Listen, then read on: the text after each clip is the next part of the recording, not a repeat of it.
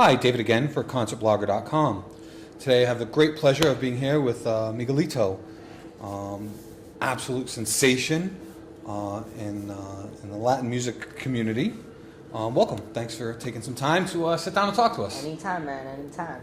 So, you were 6 years old when you released your first album. How is that even possible? I mean, everything's possible in this life, I would say. But, it was crazy how it happened. I just wanted to be a singer. I told my dad. Already one of my sisters and my brother started singing. So after that, I just wanted to sing, and I told my parents, hey, I want to sing. They took my record to the radio station, and they started playing it in YouTube. All the fans started finding me, and somehow I got big, and that's how it all started. Really, that's pretty crazy. What was your home life like? What was it like around house? Was there a lot of music in your house? Are your parents musically inclined? Or? Not really. I mean, my grandma was always, my grandma, my dad's mother, she was always like involved in the music part, but it was like before I was even born, like she would lead with bands and stuff, but it was in Dominican Republic. But she still knew a lot of people in the industry, Daddy Yankee, all these people. So that was the only thing I guess that my family was involved in music. But after that, nothing else. Then my sister just started singing. Then my brother just started singing again too. And after that, it just came me. But we all got that music part from my mother because she wanted to be a singer before all of us. But she didn't really have the money and everything. And the opportunity and... Exactly. Then we had the opportunity, so we took it. Living a dream vicariously through you. And I'm kind of living her dream, because she's part of my career too. She sings with me. She's kind of like my backup singer too. So. Oh, awesome! Make her part of the whole process. That's great.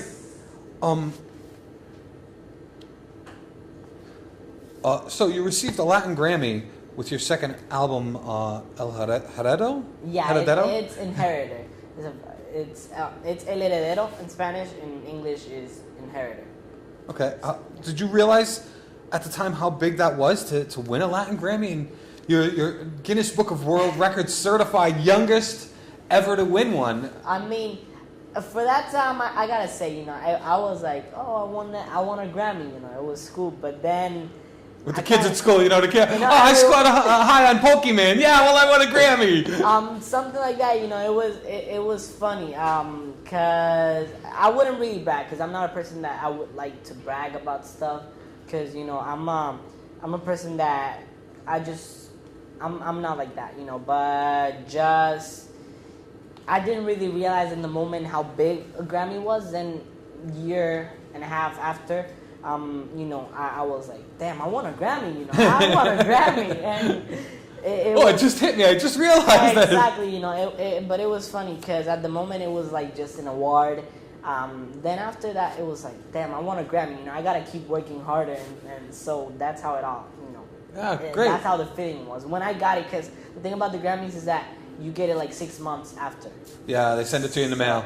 Yeah, because they have to put like your name, like and what you Miguelito, won, and the exactly album, everything. So I waited like 6 months or 7 months. So actually, when I got it, that's when I was like, I want to holding it in your hand, and it's got your name on it. And because the thing was that I never got it like in person, because I was in the nomination, like I was in like present. Yeah, you weren't there when they did it. Of course.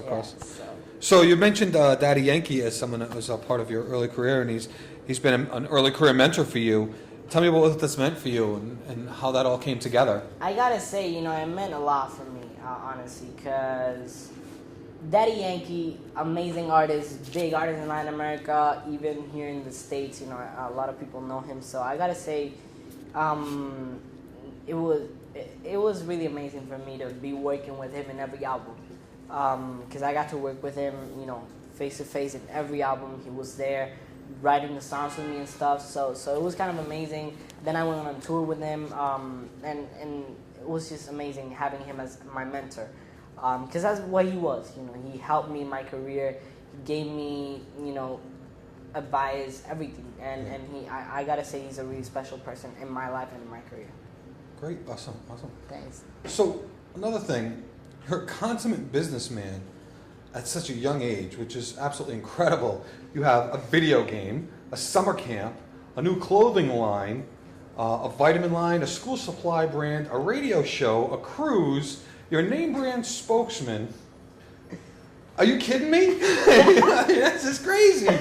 How did you know to diversify all your, all yourself at such a young age and to get into all these different things? Was that because of Daddy Yankee giving you some advice on the realities of the world a little bit? I don't know. I'm a person that I like challenges. I gotta be honest with you. I'm a person that I like challenges, and it wasn't really, because of Daddy Yankee. It was just I'm a person that doesn't like to stay in one line. I like to explore. So that's what I kind of did. I was always speaking with my parents because they're my managers. So I'm like, hey, you know what? We should do something new. We should, for example, the clothing line just came to us. And after we met, with the people of the clothing line, I was like, hey, let's do something. Let's do the clothing line. It's a challenge, but let's do it. Same with the vitamins. Same with the hair gel. Now the cruise, the cruise, it was kind of amazing because it was like they got to us, and I didn't really get the idea. But then I was like, just to have a cruise, like. By my name, like Miguelito has a cruise, like yay, let's do it. The whole cruise about you, all your fans, and a lot of interaction with everybody, and then finishing with a concert. Yeah. It was kind of amazing, though. I gotta say, the concert I almost fell because it was like in the sea. You never take that into consideration at the time. Yeah? We're gonna be at sea in a boat at sea. And I got kind of like seasick in the concert. So, because the boat was moving in that time, so we were doing the show and we were going side to side. So it was kind of amazing, But just being with the fans, face to face, everything, doing activities with the fans, it was just amazing. And everything, all the things that I've done in my career, it's been ideas of my parents and me. And also about my team, because that's... Yeah, you got to have a great team around you. Exactly. To be doing and all the things that you're doing, you have to have a great team. I'm a person that I like to take advice from everyone, Yeah. I'm 15, and my team is mostly adults. So I like to take advice, and because adults, have lived more than me, and they know... Little experience goes a long way. Exactly, so I think I like to take advice all the time from my parents and everyone, and... Every idea that everyone has, I take it into consideration. I go like, would this help me or something like that? So yeah. Yeah. So you have a new single that's just come out. Right. Yeah. Sugar. Featuring Sean Stockman from Boys to Men. Yes. He was also wildly successful at a very young age.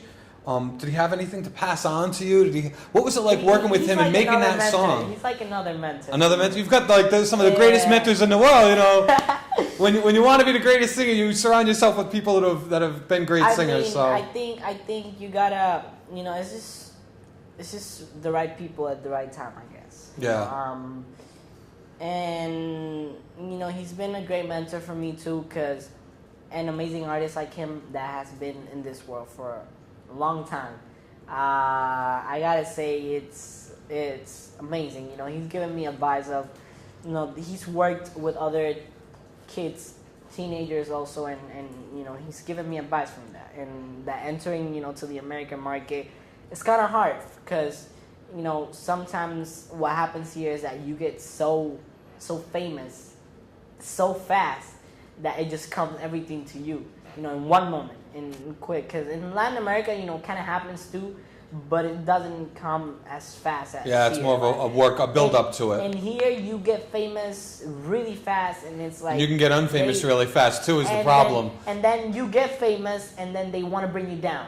It's Yeah. something like that. It kind of happens in Latin America too, but, here... Yeah, a little bit more cutthroat, I think. But in here, remember that the United States also has, like England and, the UK, all that other part over there, Latin All the America, English-speaking world. Exactly. The rest of Australia. So it's like you get you get famous in all this American market, and then they want to just bring you down. So Yeah, you know, of it's course, kind of of like, course. and it's kind of hard just maintaining yourself and staying, you know, in the right lane and everything. So he's given me great advice.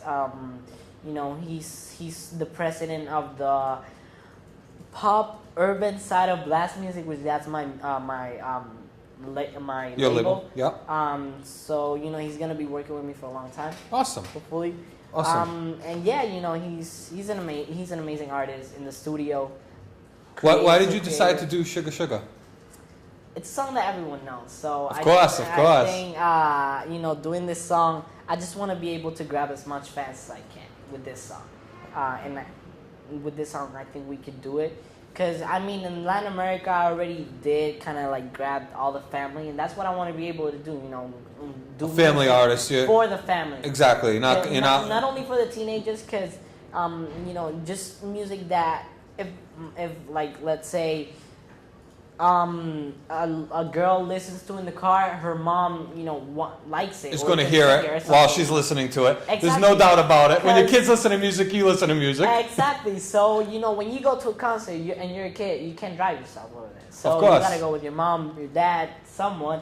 So You want them to when you like have the a music concert too. and the whole family likes the music, they're like, hey, let's go. Let's all go. Exactly. It's great. So I think it's a good idea, and I did it in Latin America, so why not do it over here? Yeah. So is this a precursor for a new album? Are you working on a new album? Yeah, I'm coming out with an EP pretty soon. It's like 4 or 5 songs.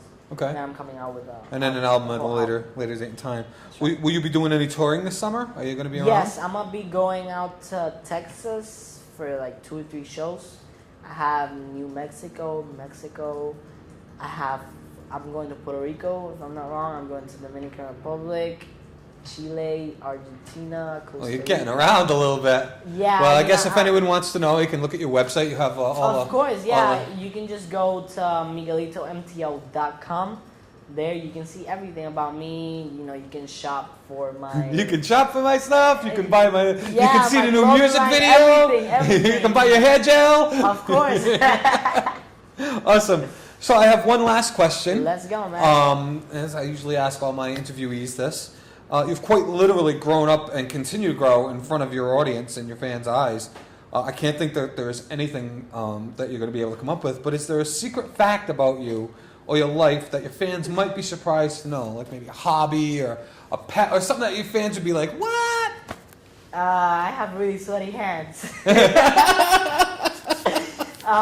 No, I have really sweaty hands. I don't know if I should show it right now because I think you guys will be disgusted by this.